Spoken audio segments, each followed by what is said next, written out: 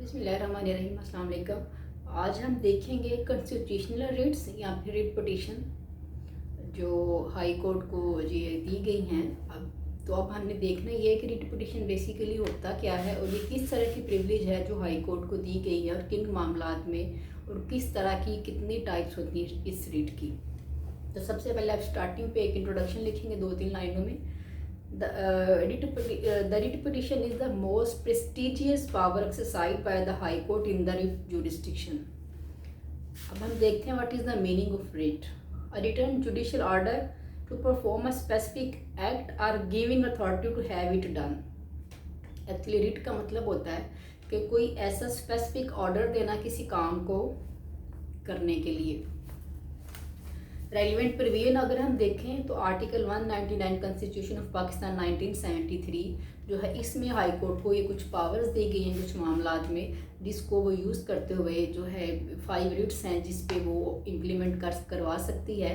और कोई भी ऐसा काम है जिसकी वजह से पब्लिक एट लार्ज उसको नुकसान हो रहा है, या किसी भी कोई ऐसा काम किया जा रहा है जो कि उस पर्सन की अथॉरिटी से जो है, वो अथॉरिटी तो है नहीं लेकिन वो उसको कर रहा है, तो यहाँ पे फिर जो हाई कोर्ट है उसके पास जुरिस्डिक्शन है कि वो उसको करवा सकती है या फिर उसको रुकवा सकती है। अच्छा जी, अब हम देखते हैं कि jurisdiction of the high court क्या है। Constitution empowers high court to issue direction orders or writ for the enforcement of fundamental rights. और जो सबसे इम्पोर्टेंट बात है यहाँ पे, फंडामेंटल राइट्स जो हैं अगर वहाँ पे उनमें कोई वायलेशन हो रही है तो जो हाई कोर्ट है देन ये अपनी पावर यूज़ करेगी और जो कोई भी स्पेसिफिक ऑर्डर है या कोई भी ऐसा कोई इन्फोर्समेंट है वो करवा सकती है। ऑब्जेक्टिव क्या है जिस जुरिस्डिक्शन का? To assure the superiority of justice. Jurisdiction is the superior remedy, और कोई भी जो सबऑर्डिनेट कोर्ट है वो इसको चैलेंज नहीं कर सकती। लाइक जैसे फर्ज करें कोई ऐसा एक्ट किया है जिससे पब्लिक एट लार्ज डिस्टर्ब हुई है, या जिससे कोई ऐसा उसने कोई वायलेशन की है जिसमें फंडामेंटल राइट्स जो है वो उसकी वायलेशन हुई है, तो कोई भी पर्सन, कोई भी इंटरेस्टेड पर्सन या aggrieved person direct high court में जाके under article 199 of constitution of Pakistan high court में जो है वो पिटीशन फाइल कर सकता है कि यहाँ पे इस तरह से वायलेशन ऑफ जस्टिस हो रही है, तो हमें जो है ना इस तरह इसको देखा जाए या इसको जो है जो पब्लिक राइट्स हैं उसकी इन्फोर्समेंट करवाई जाए। तो वहाँ पे कोई भी इन्फीरियर कोर्ट जो है उसके पास ये अथॉरिटी नहीं है कि वो इस जो रिट है उसको चैलेंज कर सके या उसके अगेंस्ट कोई भी एक्शन ले सके। और वैसे तो ये होता है कि डिपेंड करता है कि केस क्या है, और फिर हमेशा जो कोई भी सूट जो फाइल किया जाता है वो हमेशा इन्फीरियर कोर्ट से सुपीरियर कोर्ट की तरफ जाता है, और हाई कोर्ट है वो सुपीरियर कोर्ट है, लेकिन सिर्फ जहाँ पे ह्यूमन राइट्स की वायलेशन हो रही है वहाँ पे डायरेक्ट जो है वो जो सूट है, सिविल सूट है, वो हाई कोर्ट में जाएगा। अच्छा जी, who can invoke this jurisdiction, कौन कर सकता है? अग्रीव्ड पर्सन या फिर इंटरेस्टेड पर्सन, या वो बंदा जिसके साथ कोई ऐसी वायलेशन हुई है वो भी अप्लाई कर सकता है, या फिर कोई एनी अदर पर्सन जिसका उसमें किसी तरह से भी कोई इंटरेस्ट है, कोई रिलेटिव है, वो वहाँ पे अप्लाई कर सकता है जी। Against whom writ may be issued, किन के खिलाफ ये जो है जो रिट है वो इशू की जा सकती है? Central and provincial government, like कोई सेंट्रल गवर्नमेंट ने ऐसा ऑर्डर दे दिया जहाँ पे किसी पर्सन की ह्यूमन राइट्स हैं या फंडामेंटल राइट्स हैं वो वायलेट हुए हैं, तो वो दोनों गवर्नमेंट, चाहे वो सेंट्रल है चाहे वो प्रोविंशियल है, उसके अगेंस्ट वो रिट फाइल कर सकता है। लोकल अथॉरिटीज़ हैं या फिर कोई भी ऐसा बंदा जो वो काम करवा रहा है उसका कनेक्शन या तो फेडरल गवर्नमेंट से या फिर प्रोविंशियल गवर्नमेंट से है, तो वो वहाँ पे अप्लाई कर सकता है हाई कोर्ट में। मैं आपको छोटी सी एग्जांपल देती हूँ। जैसे फ़र्ज़ करें कोई लोग, कुछ ऐसे लोग हैं जैसे आजकल अक्सर ये तजावज़ात के ख़िलाफ़ जो है ऑपरेशंस हो रहे हैं। अब कुछ ऐसे लोग हैं जिनकी कोई शॉप्स हैं, कुछ इस तरह से वो साल से कर रहे हैं, उनका रोज़गार ही सिर्फ वो दुकानें हैं, या उनके पास उनकी प्रॉपर्टी, तो उनके पास उनकी जो है वो पोजेशन है, ओनरशिप लेटर्स नहीं हैं उन जगहों के, और वहाँ पे जो हुकूमत उनको गिरा रही है। तो वहाँ ऐसे काफ़ी केसेस जो हैं वो हाई कोर्ट में सिंध में भी और पंजाब में भी लगे हुए हैं, जहाँ पे लोगों ने ये जो है अंडर 99 आर्टिकल जो है इसके तहत उन्होंने केसेस किए हुए हैं। अच्छा जी, constitutional remedies available to a person against administrative action or order। तो जो एडमिनिस्ट्रेटिव अथॉरिटीज़ हैं, जो उसने कोई ऐसा एडमिनिस्ट्रेटिव एक्शन लिया है, उनके अगेंस्ट भी जो रिट पिटीशन है वो फाइल की जा सकती है। अब हम देखते हैं कि रिक्वायरमेंट्स क्या हैं, किन किन सिचुएशंस में जो आर्टिकल 199 है वो इम्प्लीमेंट होगा या वहाँ उसके अंदर रिट फाइल की जा सकती है।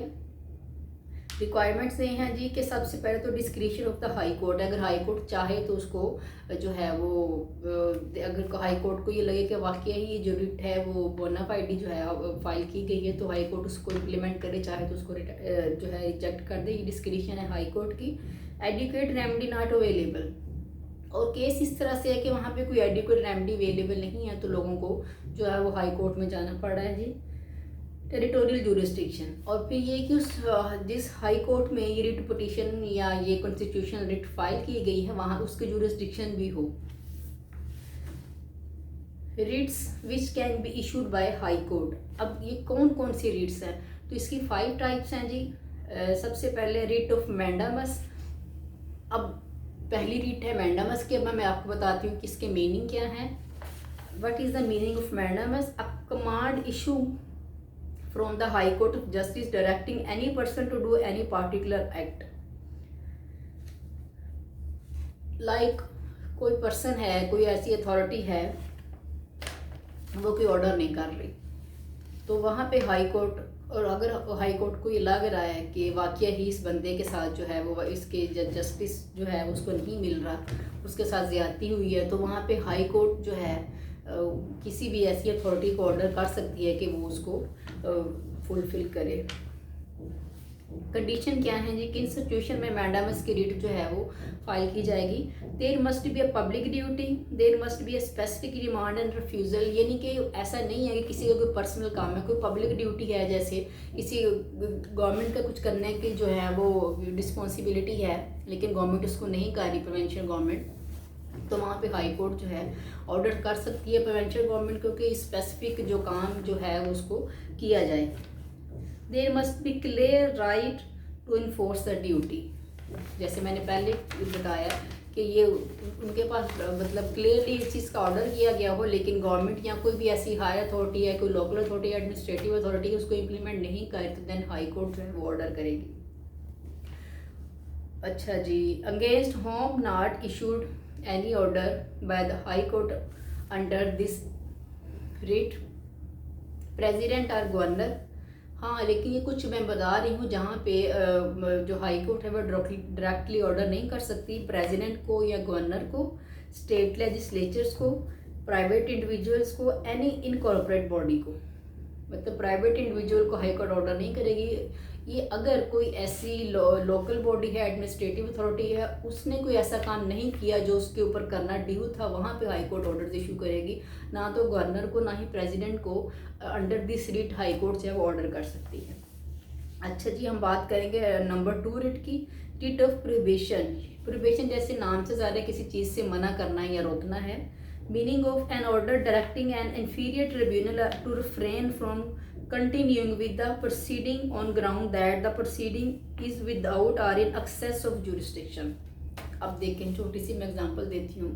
कोई ऐसी इंफीरियर कोर्ट है जिसकी जुरिस्डिक्शन नहीं बन रही, वो कोर्ट फिर भी उसकी प्रोसीडिंग्स कर रही हैं, मेलाफाइडी कोई इंटेंशन है या कुछ भी कह लें, कुछ कोई पर्सनल इंटरेस्ट है, वो जज साहब जो है वो लोअर कोर्ट के उसकी प्रोसीडिंग को कंटिन्यू कर रहे हैं, तो यहाँ पे जो अग्रीव्ड पर्सन है वो जाके हाई कोर्ट में एक रिट जो है वो फाइल कर सकता है कि भाई मेरा कोर्ट फलां कोर्ट में पेंडिंग है, लेकिन उसकी जुरिस्डिक्शन नहीं बन रही, तो यहाँ पे कोर्ट जो है उसको मना कर देगी उस इन्फीरियर कोर्ट को बाय ऑर्डर के इस प्रोसीडिंग को कंटिन्यू ना किया जाए, बल्कि जो इसकी अप्रोप्रिएट कोर्ट है उसको वहाँ पे भेजा जाए। अच्छा जी, अच्छा, grounds on which a probation में बी इशूड। कौन कौन सी ग्राउंड्स है जहाँ पे ये जो रिट ऑफ प्रोबेशन है वो हम फाइल करेंगे।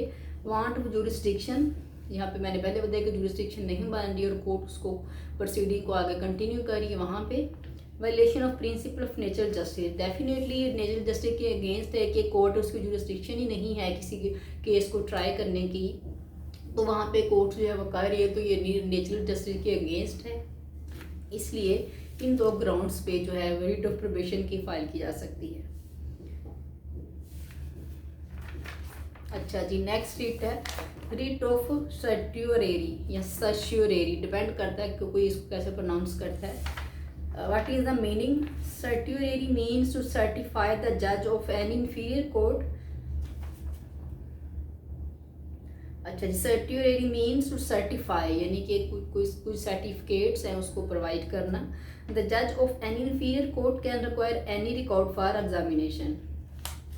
सुपीरियर कोर्ट का कोई भी जज इंफीरियर कोर्ट को ऑर्डर्स कर सकता है कि कोई भी जो कोई फाइल है या कोई भी प्रोसीडिंग्स है उसको सेंड की जाए, उसने उसको एग्जामिन करना है। स्कोप एंड नेचर क्या है जी? सुपीरियर कोर्ट और high court can order any inferior court or any authority to transmit to the court the record of proceedings pending therein for scrutiny and decide the legality and validity of the order passed by them। यानी कि अब inferior court ने कोई order pass किया है तो उसकी validity को और उसकी जो है उसको देखने के लिए उसकी लीगलिटी को जो है सुपीरियर कोर्ट हो, वो आइदर सुप्रीम कोर्ट है आइदर वो हाई कोर्ट है, वो ऑर्डर्स कर सकती है कि उसको प्रोसीडिंग्स की जो फाइल है उसको सेंड की जाए। अच्छा जी, अगेंस्ट हॉन सर्ट्यूरेरी इज इशूड, कोई जुडिशल बॉडी है, कोई कुसाई जुडिशल बॉडी है, यहाँ पे कोई कोर्ट है, इनके अगेंस्ट ये जो है रिट है इसको फाइल किया जा सकता है। जैसे कोई कोर्ट कोई उसकी प्रोसीडिंग की जो फाइल है किसी भी वो नहीं दे रही एग्जामिनेशन के लिए किसी पर्सन को या कहीं भी, तो हाई कोर्ट में वो बंदा रिट फाइल करता है कि मुझे ये फ़ाइल चाहिए, मैंने इसको देखना है, या उसे कोई भी ऐसा एलिगेशन है कि उसके साथ जो है वो जस्टिस नहीं किया गया, तो वहाँ पे हाई कोर्ट है वो ऑर्डर इशू कर सकती है किसी भी इंफीरियर कोर्ट को कि वो जो फाइल है वो एग्जामिनेशन के लिए कंसर्न पर्सन को यहाँ पे हाई कोर्ट को प्रोवाइड करे। अच्छा जी, अब आगे आ रहा है हमारे पास नंबर 4 जो रिट है वो Hiba corpus, meanings having the body. Like फर्ज करें किसी पर्सन को इलीगली उठा के कहीं भी उसको छुपा दिया गया है, तो यहाँ पे हिबा कॉर्पस की जो रिट है वो under article 199 of constitution of Pakistan 1973 जो है वो फाइल करेंगे कि उस बंदे की जो कहाँ पे उसकी बॉडी उसकी बॉडी को प्रोड्यूस किया जाए, जब जो भी लीगल पर्सन है, जो भी जो है रिलेटेड पर्सन है उसके सामने, ताकि वो आके जो भी प्रोसीडिंग आगे उसको कंटिन्यू किया जाए। अच्छा जी, nature and scope, calling upon the person who have detained another to produce before the court। जो भी कोई पर्सन है जिसने इलीगली इस बंदे को डिटेन किया गया है तो वो उसको कोर्ट के सामने प्रोड्यूस करे। ऑब्जेक्ट इसका क्या है जी? To release a person from illegal detention. अब किसी ने किसी को पकड़ के बंद कर दिया बिला वजह, तो वहाँ पे जो डायरेक्ट हाई कोर्ट में हिबा कॉर्पस की जो रिट है वो फाइल की जाएगी ताकि उस बंदे को कोर्ट के सामने प्रेजेंट किया जाए, क्या सच है क्या गलत है और क्या नहीं है, क्या सच है क्या झूठ है, इसको क्लियर किया जाए। Who may apply for Hiba corpus? Any person who is in बोना फाइड इंटरेस्टेड इन द डिटेनियो। डिटेनियो मतलब होता है कि जिसको डिटेन किया गया है, जो वो पर्सन जिसको रखा गया है इलीगल कस्टडी में, उसका कोई रिलेटिव हो सकता है, उसका कोई फ्रेंड हो सकता है, कोई भी उसका जानने वाला हो सकता है, वो जो है इसके लिए अप्लाई कर सकता है। Against whom it may be issued against any whether private और नेचुरल पर्सन। किसी भी पर्सन के अगेंस्ट, चाहे वो जैसे पुलिस ने किसी को कस्टडी में रखा हुआ है 8 दिन 10 दिन, पता ही नहीं कहाँ रखा है कैसे रखा है, उसके अगेंस्ट भी कर सकते हैं। कोई वैसे ही सोसाइटी में कोई ऐसा पर्सन है उसने किसी को उठा के रख लिया है, उसके अगेंस्ट भी इसकी रिट फाइल की जा सकती है।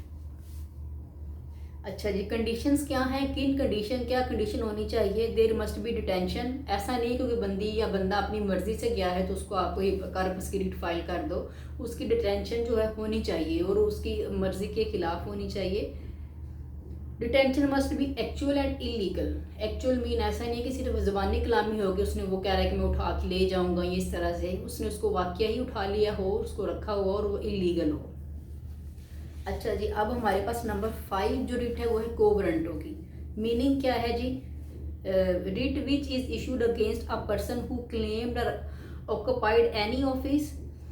अच्छा जी, मतलब कि एक बंदा है, इसने कोई हायर अथॉरिटी कोई गवर्नमेंट ऑफिस है उसके ऊपर ऑक्यूपाई कर लिया हुआ है, तो वहाँ पे उसकी इंक्वायरी के लिए कोई जाके कंप्लेन करता है कि ये बंदा आके सीट पे बैठा हुआ है, तो उस सिलसिले में हाई कोर्ट में को वारंटों की जो रिट है वो फाइल की जाएगी कि किस कैपेसिटी में इस बंदे ने इस ऑफिस को होल्ड किया हुआ है।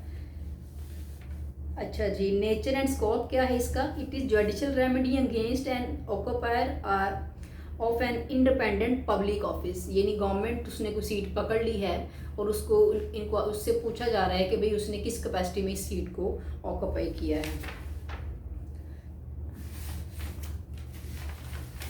कंडीशंस क्या होनी चाहिए? Office must have been created by charter और एनी स्टैचू, यानी कि वो ऐसा ऑफिस हो जैसे फर्ज करें कोई गवर्नर की सीट लेके बैठ गया, कोई इस तरह से कोई और सीट कोई लोकल अथॉरिटी की सीट है वो लेके बैठ गया, तो यहाँ पे जो है किसी कोई भी इंटरेस्टेड पर्सन हो या कोई भी ग्रीव्ड पर्सन कह लें या कोई भी ऐसा पर्सन जिसको इस चीज़ पे ऑब्जेक्शन है, तो वो वहाँ पे हाई कोर्ट में इसके अगेंस्ट रिट फाइल कर सकता है कि वो उससे पूछा जाए कि उसने किस कैपेसिटी में इस ऑफिस को होल्ड किया है।